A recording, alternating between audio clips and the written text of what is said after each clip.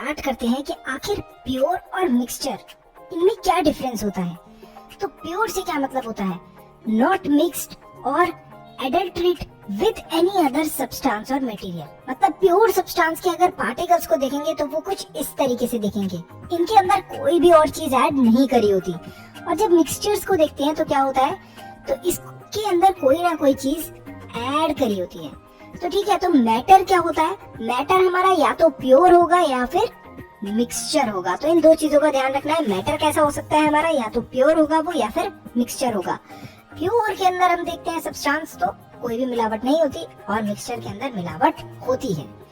अब मैटर को फर्दर दो कैटेगरीज के अंदर क्लासिफाई करा था हमने। क्या देखा था हमने पीछे कि मैटर क्या होगा, प्योर होगा या फिर मिक्सचर होगा। तो देखते हैं, तो प्योर जो होते हैं मैटर, उनके अंदर भी हमें दो चीजें देखने को मिलती हैं, एक होती है एलिमेंट और दूसरी होती है कंपाउंड। तो एलिमेंट कौन सी चीजें होती हैं, वो चीजें जो कि एक टाइप के एटम से बनी होती हैं। जैसे क्या, हाइड्रोजन। अगर हाइड्रोजन को आप देखोगे, बहुत सारी हाइड्रोजन एक जगह पर है, तो वो सेम टाइप के एटम्स की ही बनी होगी, सेम ही दिख रही होगी, ठीक है। और दूसरा हम लोग देखेंगे कंपाउंड्स को। तो प्योर के अंदर जो कंपाउंड्स हैं, तो इसके अंदर क्या होता है कि दो या फिर दो से ज्यादा एलिमेंट जब एक साथ जुड़ जाते हैं और फिजिकल सेपरेशन पॉसिबल नहीं है, तो इन चीजों को भी हम लोग प्योर बोलते हैं।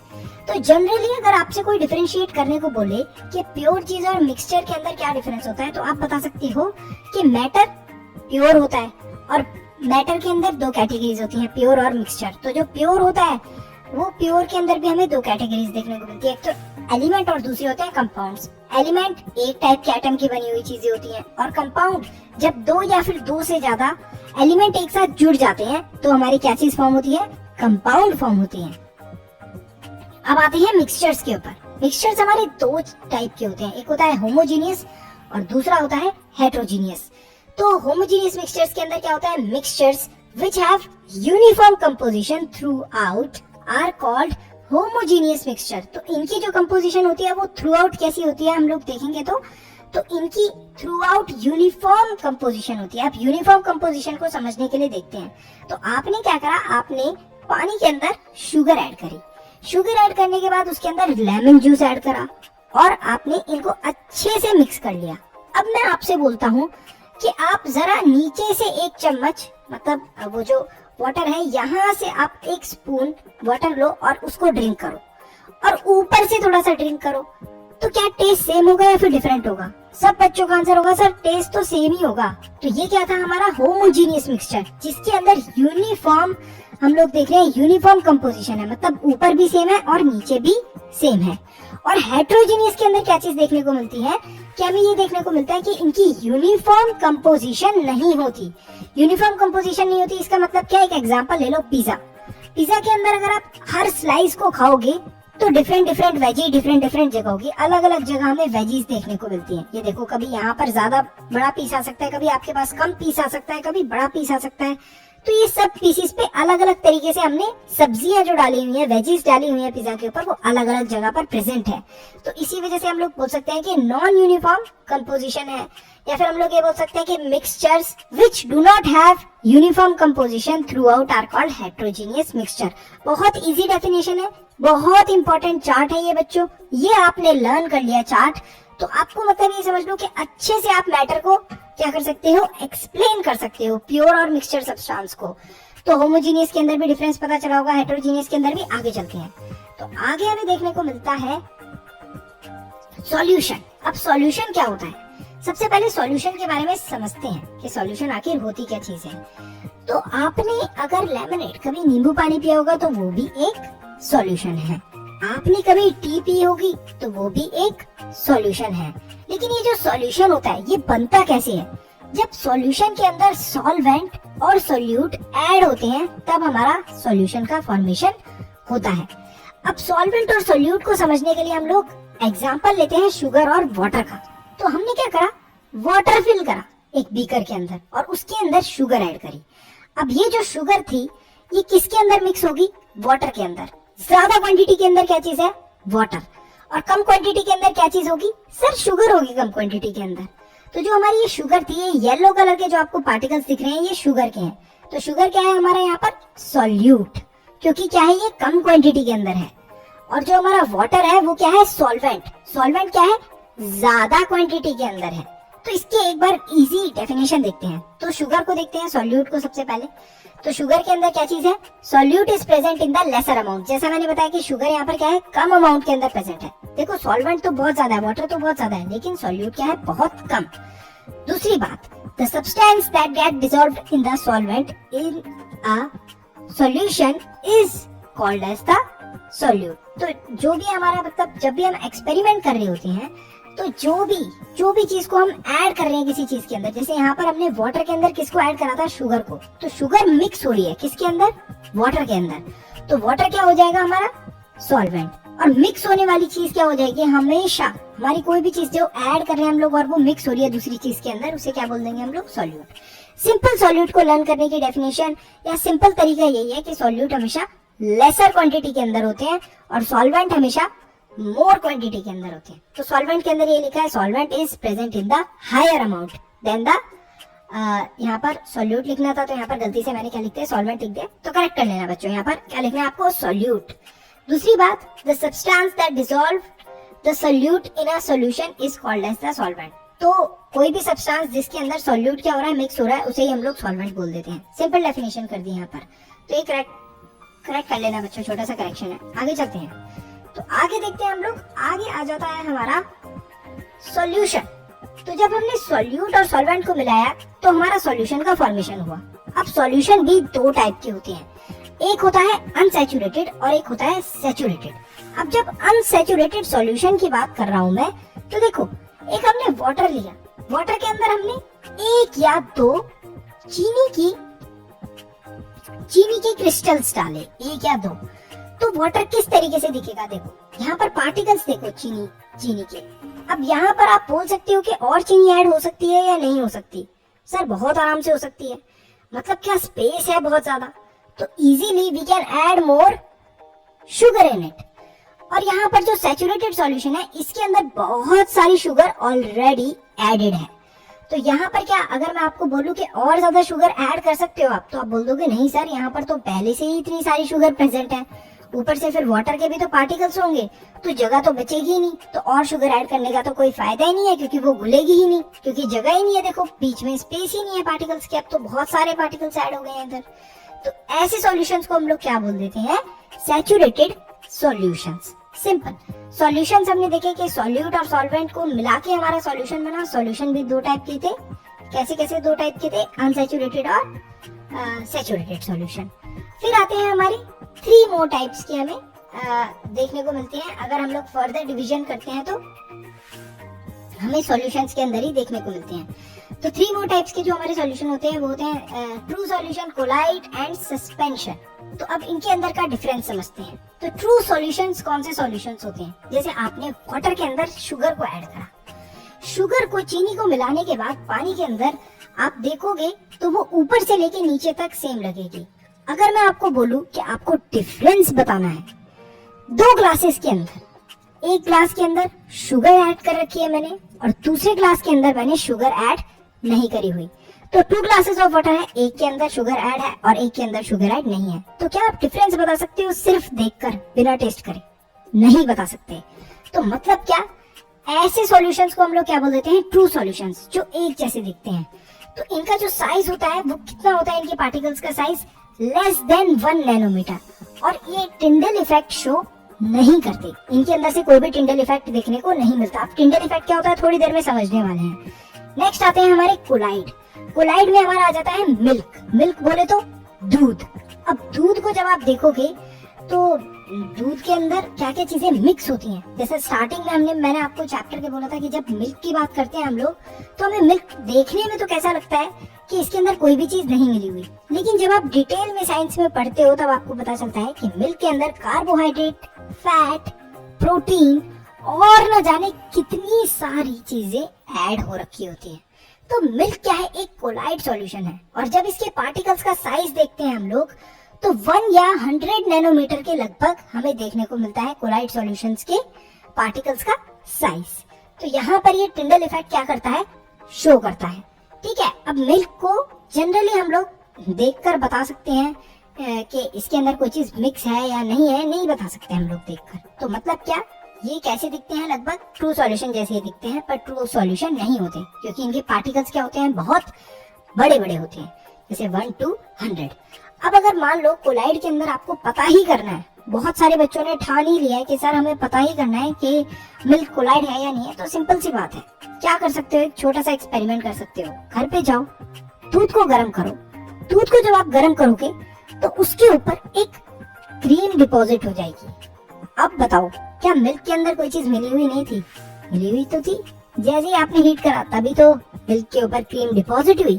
तो इसका मतलब क्या, कि मिल्क देखने में तो सेम लगता है ऊपर से लेके नीचे तक, लेकिन सेम नहीं होता, उसके अंदर बहुत सारी और भी चीजें मिली हुई होती हैं। तो ऐसे ही जब आपने छोटा सा एक्सपेरिमेंट करा घर पे, तो आपको पता चल गया होगा।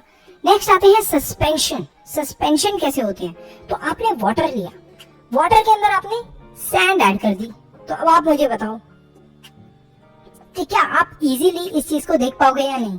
सर देख पाएंगे, बड़े बड़े पार्टिकल्स है सैंड के। तो यहीं पर हम जब देखते हैं कि सैंड के पार्टिकल्स का साइज क्या होता है, या फिर सस्पेंशन वाले जो भी हमारे सब्सटेंस होते हैं उनके पार्टिकल्स का साइज क्या होता है, that is more than 100 nanometer, और ये टिंडल इफेक्ट को शो करते हैं। अब टिंडल इफेक्ट क्या होता है? सर टिंडल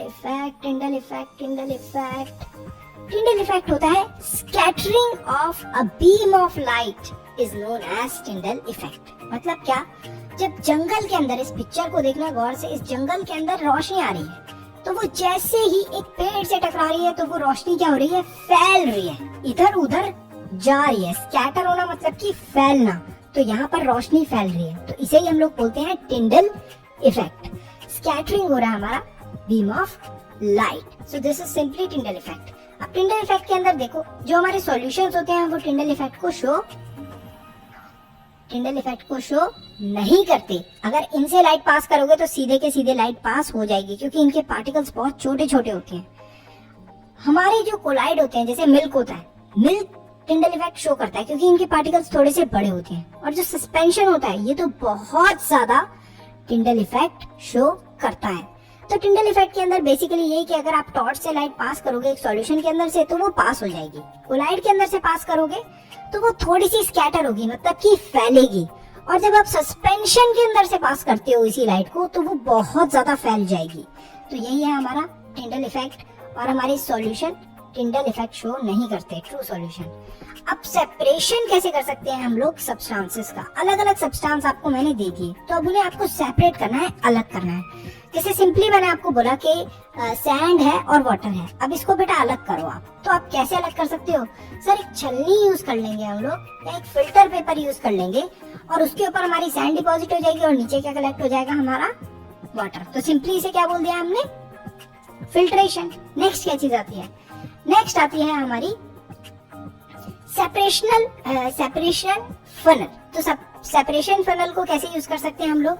सिंपली अगर आपके पास कोई मिक्सचर है, किसका, वाटर और ऑयल का, तो आपको उसको सेपरेशन फनल के अंदर डालना है। सेपरेशन फनल कुछ इस तरीके से दिखता है। यहाँ पर ये जो स्टॉप क्लॉक है, ये सिंपली आप इसे टोटी समझ सकते हो। तो जैसे ही आप इस स्टॉप क्लॉक को प्रेस करोगे या फिर इसको हटाओगे, तो क्या देखने को मिलता है हमें, कि जो हमारा वाटर नीचे डिपॉजिट हो रखा होगा, और ऊपर क्या हो जाता है, हमारा ऑयल हमेशा ऊपर डिपॉजिट होता है, वाटर के ऊपर फ्लोट करता है। तो हम लोग सिंपली क्या कर सकते हैं, वाटर को नीचे से फ्लोट हो जाएगा यहाँ से, और वाटर हमारा कलेक्ट हो जाएगा, और हमारा केरोसिन ऑयल ऊपर के ऊपर बच जाएगा। तो सिंपली इस तरीके से भी हम लोग क्या कर सकते हैं, ऑयल और वाटर को सेपरेट कर सकते हैं। आगे देखते हैं हम लोग, तो आगे आ जाता है हमारा मैग्नेटिक सेपरेशन। अब क्या करा आपने, बहुत सारी आयरन की फिलिंग्स को किसके साथ मिला दिया, सल्फर पाउडर के साथ। तो जब आपने सल्फर पाउडर के साथ आयरन की फिलिंग्स को मिलाया है, तो इनको अलग कैसे कर सकते हो? आपको आयरन नेल्स को अलग करना है, मतलब कि क्या, कीलों को अलग करना है, लोहे की है तो लोहा किससे अट्रैक्ट होता है, मैग्नेट से। तो सिंपली आप मैग्नेट इनके ऊपर फ्लोट करोगे, जैसे यहाँ पर मैंने एक मैग्नेट रख दी है, तो ये जो आयरन की नेल्स हैं अट्रैक्ट होके अपने आप मैग्नेट से चिपक जाएंगे, और नीचे हमारा क्या बच जाएगा, सल्फर पाउडर। तो सिंपली इसे ही हमने बोल दिया है मैग्नेटिक सेपरेशन। तो आगे देखते हैं हम लोग, आगे आता है इवेपोरेशन। इवेपोरेशन भी एक टाइप का सेपरेशन शो करता है। अब ये इवेपोरेशन से कैसा सेपरेशन होता है, तो ये जो आप व्हाइट कलर के बड़े बड़े पत्थर जैसे दिख रहे हो, ये आपका नमक है बेटा। नमक, हाँ, ये समुंदर के अंदर पड़ा हुआ नमक है।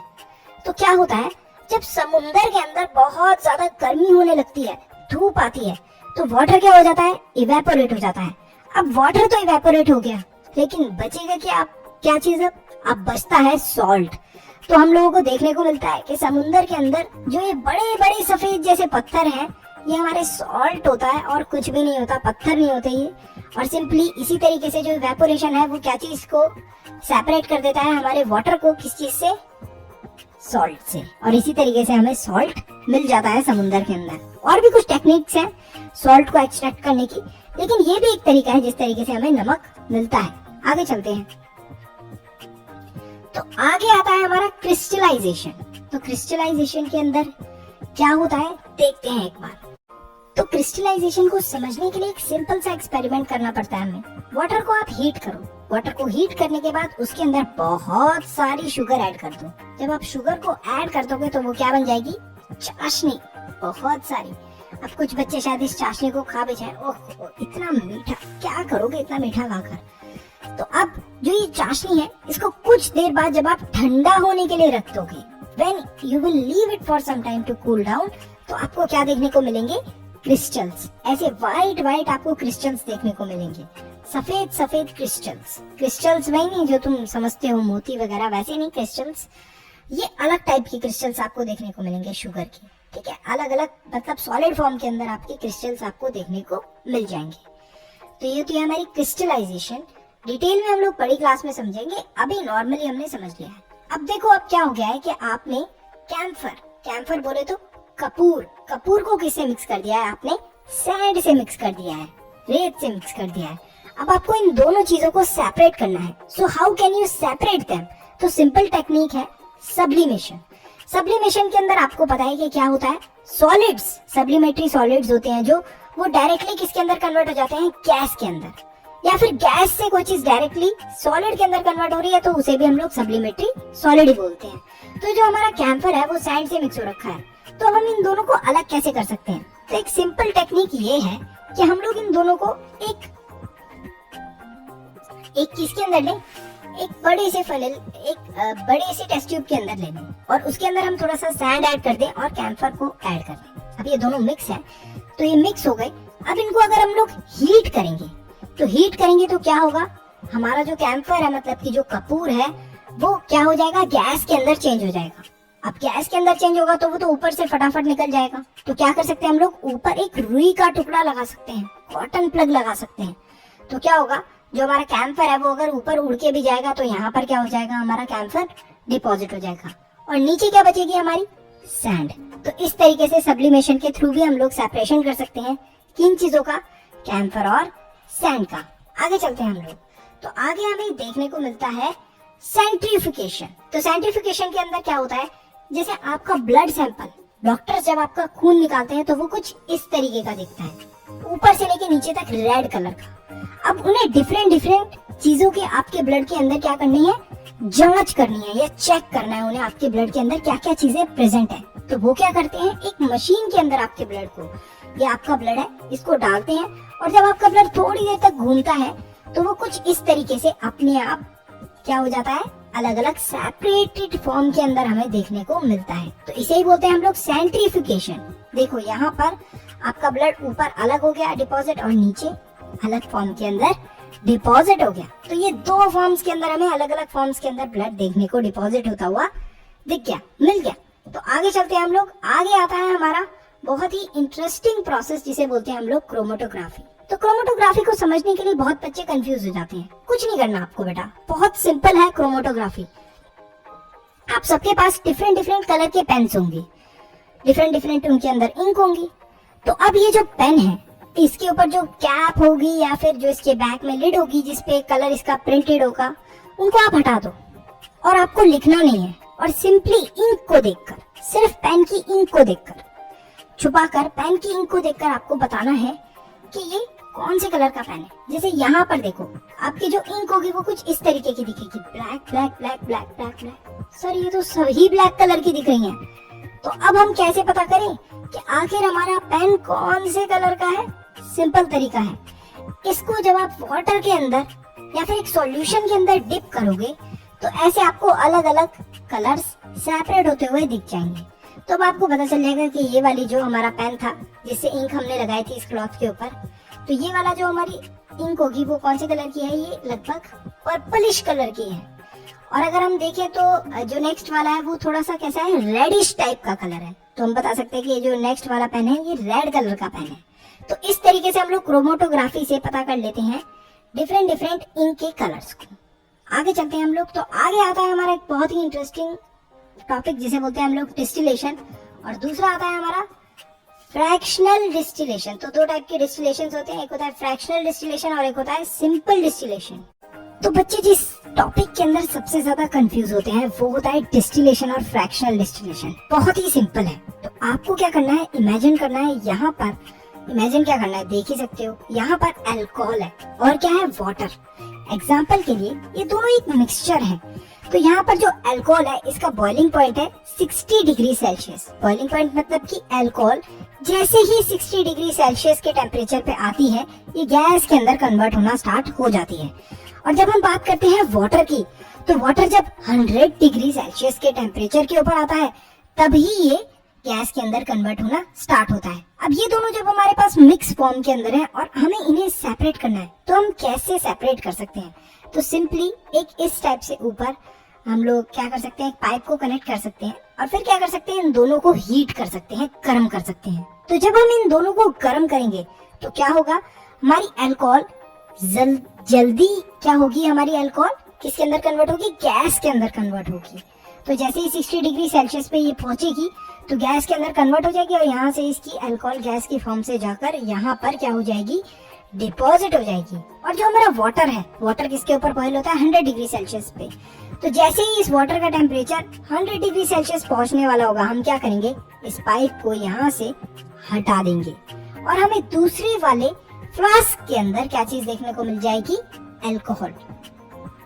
और इस वाले फ्लास्क के अंदर क्या चीज बचेगी, सिर्फ वाटर। तो सिंपली ये होता है हमारा डिस्टिलेशन का प्रोसेस। अब इसकी डेफिनेशन क्या होती है, the mixture of two miscible liquids. Miscible liquid मतलब कि जो लिक्विड्स एक दूसरे के साथ मिक्स हो जाते हैं, और इनमिसेबल लिक्विड्स मतलब कि वो वाले लिक्विड्स जो एक दूसरे के साथ मिक्स नहीं होते।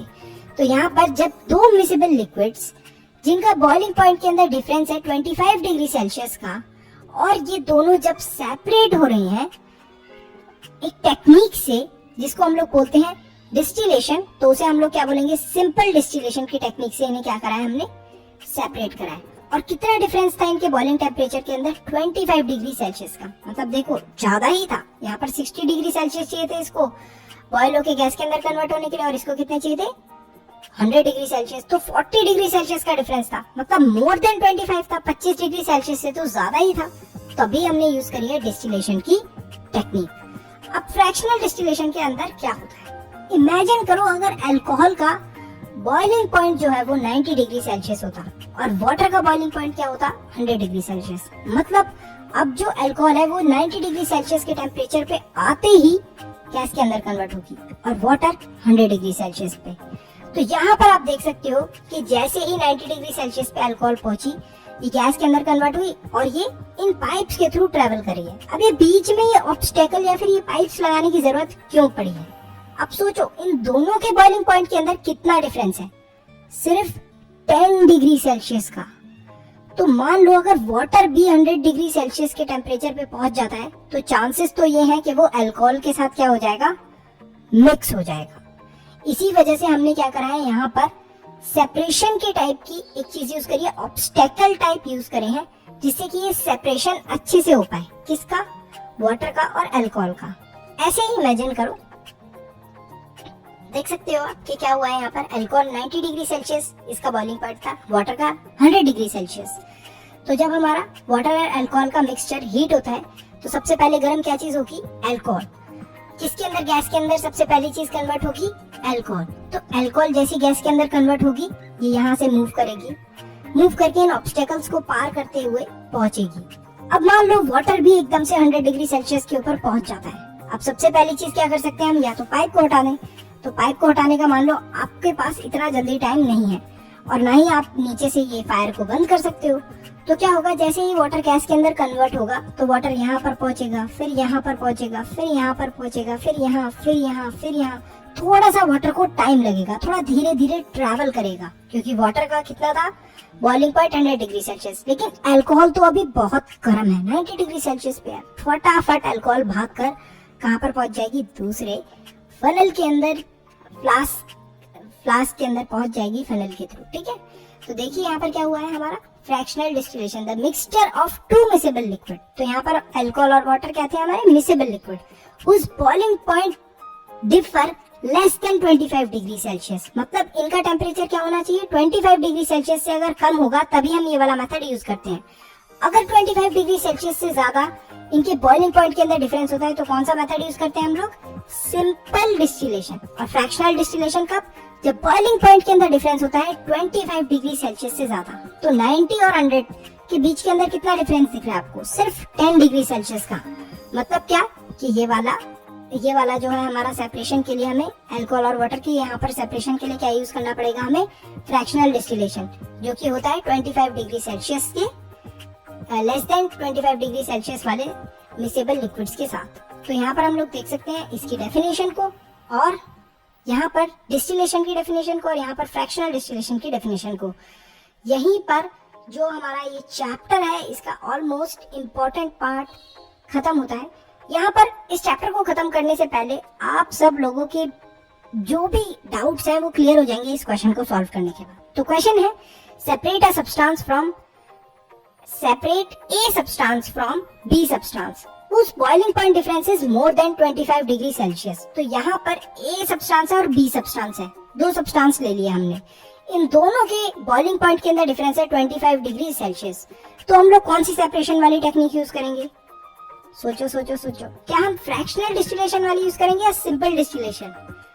तो यहाँ पर हम लोग यूज करेंगे सिंपल डिस्टिलेशन वाली। क्यों? क्योंकि इनके टेम्परेचर के अंदर डिफरेंस है मोर, मतलब कि 25 डिग्री सेल्सियस से ज्यादा टेम्परेचर होता है, तब हम कौन सी टेक्निक यूज करते हैं, डिस्टिलेशन वाली, सिंपल डिस्टिलेशन वाली।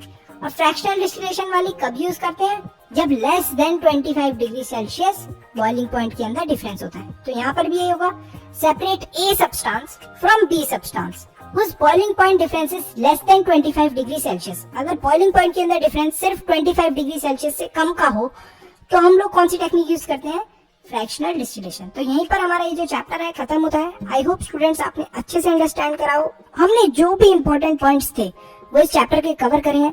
You can easily score 95 plus by studying from this video. तो अच्छे से इस वीडियो को पढ़ो, एक बार रीडिंग मार लो एनसीईआरटी की, और जो भी इंपॉर्टेंट क्वेश्चंस है वो मैं आपको बताऊंगा। वेरी सून आपके इंपॉर्टेंट क्वेश्चन की भी वीडियो आएगी, लेकिन उससे पहले इस चैप्टर को भी अच्छे से समझ लो। तो आपको इंपॉर्टेंट क्वेश्चंस तो मतलब करने की जरूरत भी नहीं पड़ेगी, क्योंकि सारा ही आपको आता होगा इस चैप्टर से। काफी इजी चैप्टर है, इजी टेक्निक से मैंने आपको एक्सप्लेन करा है। तो एग्जाम से पहले भी रिवाइज कर सकते हो, और इसका पूरा वीडियो देखो, अपने दोस्तों के साथ शेयर करो। तो अगर आपने इस वीडियो को यहाँ तक देख लिया है तो फटाफट लाइक करो, चैनल को सब्सक्राइब करो और कमेंट करो अपना बेस्ट पार्ट। इसी के साथ साथ वीडियो को शेयर करना मत भूलना। एक इम्पोर्टेंट अनाउंसमेंट, अगर आप लोग चाहते हो कि हम लोग फ्यूचर में इसी तरीके से और भी वीडियोस बनाते हैं